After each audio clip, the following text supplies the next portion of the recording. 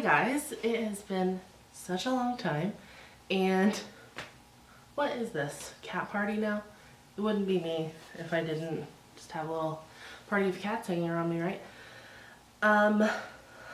Okay, so it has been quite a while. The last post, like vlog video that I posted was at my 1 year post-op, which was February 8th, 2018. And it was a lot. A lot has happened. So if you don't follow me on social media, like Instagram, my blog, give me a second. My cat is driving me nuts. Stop it! If you hear like a weird rubbing, it's because my cat is just rubbing his face against my tripod. And I can't really stop him. He's unstoppable. Anyway, if you don't follow me on those things, then you probably don't know that I had a baby. So I said in my post that I wanted to get pregnant. That was the goal. Like the whole thing. If you've watched my weight loss surgery videos, my whole spiel has been that the reason that I wanted to get healthy was so that, like, and lose weight is so that we could start a family. So, goal achieved, right? Like, that's so awesome. I thought that I would share my story, and it's probably going to be, like, loaded. If you know most of my story, this may be boring to you. If you don't know most of my story, then this may be interesting to you.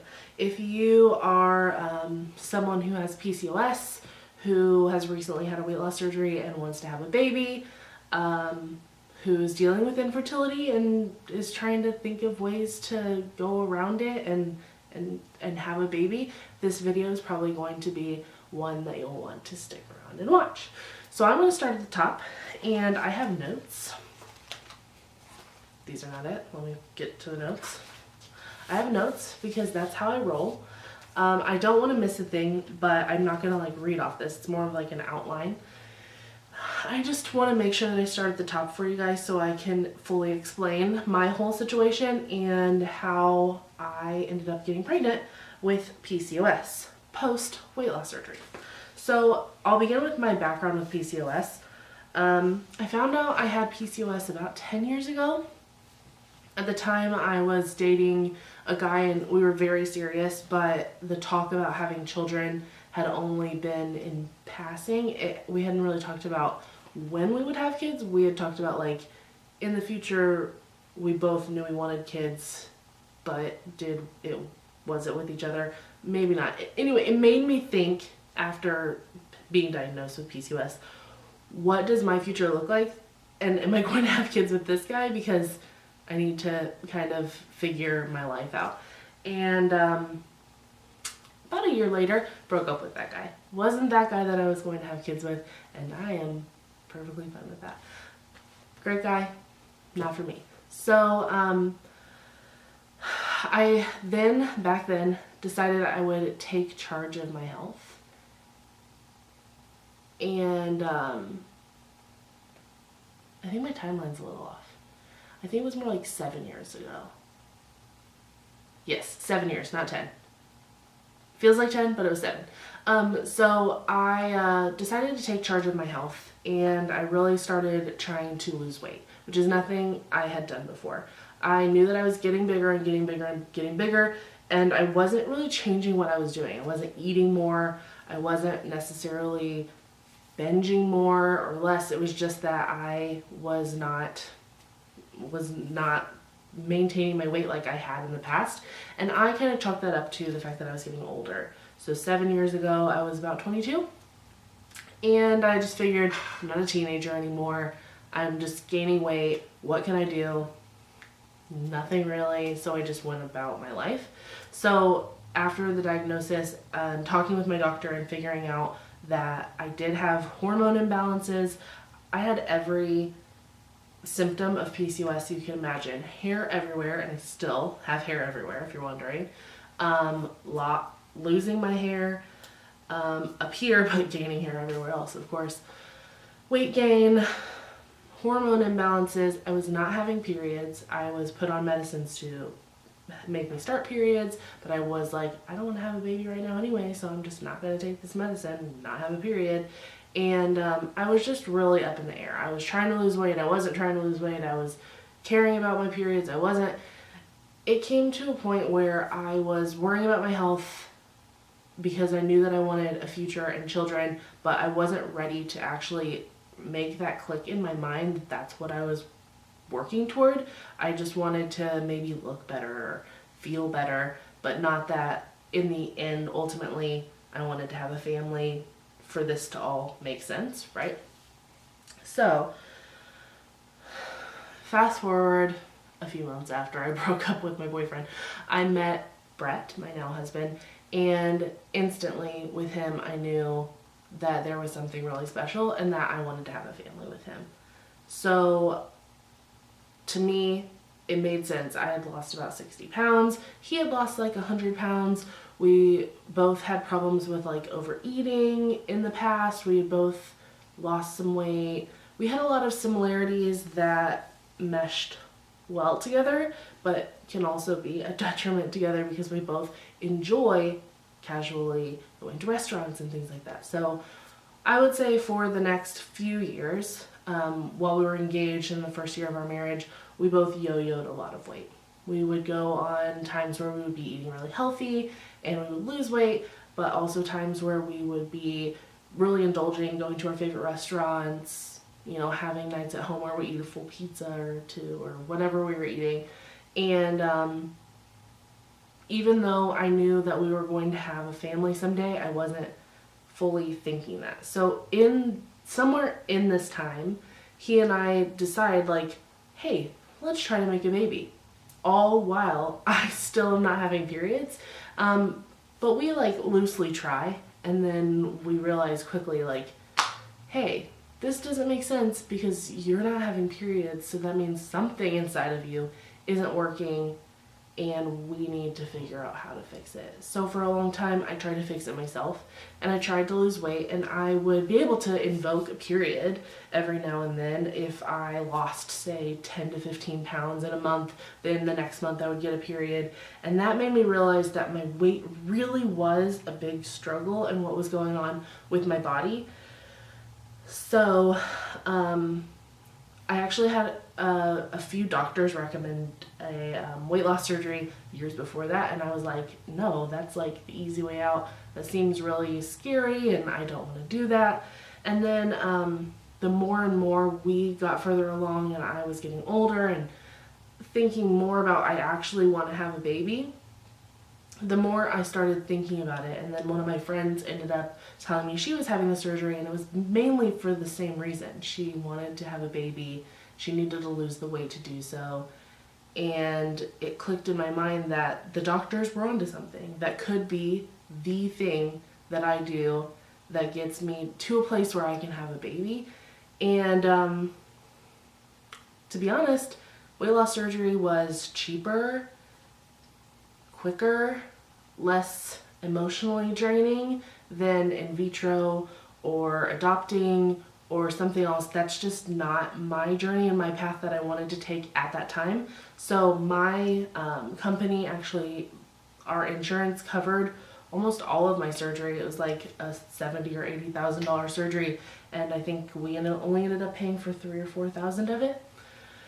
So that brings me to my whole weight loss surgery journey. I never wanted to have weight loss surgery. I never dreamed that I would even need to, but I found myself at 330 pounds, wanting to have a baby, not knowing what the heck to do because I was eating healthy and staying eating healthy like steadily and not losing any weight. And I knew that I had to do something drastic in order to make something drastic happen for my life. So all this said and done, I had a few months of prep and getting ready for the surgery. And then I had the weight loss surgery again, February 8th, 2017. I have my stats here. My highest weight was 330 pounds. I believe my pre-surgery weight was like 290 308 was my day of surgery weight. My lowest weight that I got to was 230, and then when I found out I was pregnant, I was 238. Hiccups, sorry. So right before I gave birth, I was 262 pounds, and then now I weighed myself this morning and I was exactly 250 pounds. So it's been like up and down, and it's been a really freaking crazy year and a half, but I honestly wouldn't trade it for anything. With my weight loss, immediately, the month that I had the surgery, I started a period because I was on like a liquid diet for a few weeks. And so I started my period a few days before I had my surgery, and I was afraid that I wouldn't be able to have the surgery. Anyway, I was able to have my surgery. That's not a problem. You can be on your period and have a weight loss surgery. I did that, and I have had a period every month since then. I had a period every month since then. And so my husband and I decided that 1 year after surgery, I was going to try to have a baby as long as I lost a bulk majority of the weight I wanted to lose. So 200 pounds was my goal. I got to 230, and it was January, which was 11 months, and I was going to take a while. Why don't we just get into practice of trying? Why don't we practice trying to try, okay? And our practice session, first one, maybe the second one, probably the first one. We both think it was the first time that we had sex, unprotected, we made a baby. So, yeah. So I think, like, immediately I think, oh my gosh, that was so easy. But then I remember that there were years leading up to this, and a major surgery leading all up to this big ordeal that led us to be able to get pregnant. So 11 months post-op, about 100 pounds down, and I am pregnant. And my surgeon wouldn't see me anymore. So I hadn't seen my surgeon, but I did a bunch of research. I found a doctor that I felt comfortable with, and we made it work. So the first 35 weeks of my pregnancy were absolutely perfect. I didn't have, the only time I had like morning sickness was the day that I found out I was pregnant, which happened to be about a week after my 1 year surgiversary, a week after I recorded a video and told you guys that we wanted to have a baby. We didn't know if we'd be able to. I was already pregnant. So I thought that was an interesting tidbit. I had a normal 20-week scan. That's something people ask me all the time after I tell them about the end of my pregnancy, which I'll get to. My pregnancy, again, super normal. My blood pressure was fine all the way up until 35 weeks. At 35 weeks, my blood pressure went up, and they tested my protein in my urine, which would be the other factor for saying that I had preeclampsia, and it was not high. So they went ahead and let me go. The next week I came back and my blood pressure was high. I was having slight headaches, but nothing too crazy. And so they said that they were going to test my urine again, just because changes could happen pretty quickly. And that I would have the results by the next time I went to the doctor. So I had a feeling that my protein was going to be super high. I had a feeling that the next time I went to the doctor, they would tell me, you're having this baby. And don't you know, the next time I went to the doctor, they tell me that my protein level was 4 times the amount it was the time before. My blood pressure was extremely high, and they were admitting me to the hospital to induce to make me have my baby. So I'm sent to the hospital to be induced, and I'm terrified. Call Brett, he comes to the hospital. Call my family, they come to the hospital. They do a quick ultrasound to make sure that the baby was head down, and they found out that she was breech. So they tell me I'm going to have a C-section, and they're going to check with my doctor because he comes in the morning, and it was in the evening at this time, to see if he wants to deliver, or if he feels it's urgent enough that they need to do an emergency C-section. He says that we can wait until the morning. So I'm like monitored all night, super uncomfortable because I'm attached to all these monitors, and they have to make sure that they can keep track of the baby. They were having a hard time tracking her heartbeat, although they could hear it. And Well, we know the reason why is because my baby was tiny. So my baby came out 2 pounds 11 ounces, and we had no idea. My doctor and I both, we felt like she was going to be small. I wasn't showing a lot, and although I wasn't showing a ton. And from the scans, she just seemed proportionate but small. And so when she came out 2 pounds 11 ounces, everyone was shocked. Like, I remember hearing stories about my doctor, everyone saying like his jaw dropped. My husband said that he heard my doctor say, "Is that it?" after she came out, and my husband be like, what are you talking about? So 2 pounds 11 ounces is a tiny baby. Ultimately they said that it was that my placenta didn't develop enough. So I had very, very, very severe preeclampsia, and Clara was born September 20th 2018 at 2 pounds 11 ounces, and besides the fact that she was tiny, she was perfect. She didn't have, she didn't have a machine breathing for her, she didn't have a tube to be fed, and then we were put in the NICU for 18 days. And I have a blog post all about my birth story with Clara and then our experience in the NICU, and I'll share that with you guys in the box below. I'll link it for you so you can read all about it, because it's just too long for me to explain here, especially since this is all about my pregnancy journey and whatnot. But I just thought I'd let you know. So a lot of people ask, like, one of the main things is why?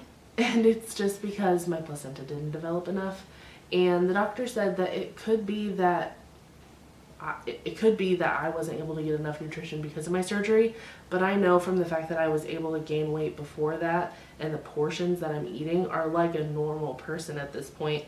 I'm not eating so little that so we really think that it's just kind of a one-off thing, hopefully, but it can happen again. So if it happens once, it can happen again, but there's also the possibility that it doesn't. So my husband and I will have to decide if we want to have another baby, which I think. I'm nervous to go through it again, but I think that I want another one ultimately to round out our family. Okay, my camera died. I'm a professional, guys. Anyway, the moral of the story is that if you have PCOS, or you're dealing with infertility, or whatever the case may be, do not give up. There is hope for you. Like, there was hope for me. I felt like the whole time I was going through the weight loss surgery, it was still a big if. And that's a huge if, to just like cut out most of your stomach, live a year on like protein alone, and adjust a lot of things for another if. And my if happened to work out very well for me. I ended up achieving my goal of having a baby, making us a little family, and you can do it. You just, how do I say this? You might have to adjust your goal. Not even adjust your goal. You might have to adjust the path to get to your goal and do things that you may never have dreamed of doing. I never, ever imagined I would have a weight loss surgery. First of all, I never thought I'd be able to afford it. That's always like a big thing in my mind, is like, can I afford that? I'm too poor for that. And then I just thought, I swear, I thought it was the easy way out, which it definitely wasn't. Weight loss surgery really sucks. And if you asked me probably about a year ago, I would have said, not worth it, do not recommend. But now that I've actually seen it through, achieved my main goal, which was making a baby, highly recommend if that's in your cards. I'm not saying it's for everyone. I'm not telling you to go out and have a weight loss surgery. I'm sure some of you are doing a lot of research on whether or not it's the right thing for you, and I say continue to do your research. I'm glad I could be a stop on that research train for you, because I watched a ton of YouTube videos in the meantime while I was waiting and researching and trying to decide. Anyway, you may do some things that you never dreamed of doing, but they ended up being part of your plan, whether you wanted them to or you believe that they would or not. Just take a step back and look at things in a different way, and decide what you're willing to risk or what you're willing to do to achieve that goal of yours. So I hope this was motivational or at least educational on on my part. If you want to see pictures of my super cute baby, I'll try to leave some at the end of this video, but I'm really not great at editing. So you can always head over to theprettyplus.com, or Instagram at theprettyplus, Facebook and Twitter at theprettyplus. And I have a bajillion pictures there. I promise there is no lack of photos and videos of Clara over there. I'm like a super proud mom, so, you know. I plan on doing videos a little more frequently, probably not PCOS, or I'll do some PCOS, probably not weight loss surgery, like, specific, although I guess if you want to see life after, it's almost 2 years at this point, a year and a half, more than a year and a half, whatever, my life looks a lot different than it did a year ago in so many ways, but I eat a lot more differently. That's a whole different thing. I could talk about pregnancy post weight loss surgery and how my body changed so suddenly, but that would make this video very long. If you're interested in seeing a video about that, or if you have any other questions, video suggestions, I can do a Q&A type of video. If you have a ton of questions for me, you can always send them to theprettyplusonline@gmail.com or leave them in the comments below. I look forward to connecting with you all, and I wish you luck if you're on your PCOS, weight loss surgery, or infertility journey. I know it's a really hard one, and I hope that you see me as someone who has achieved those hard goals and can, you know, gain some motivation from it. Thanks, guys. Bye.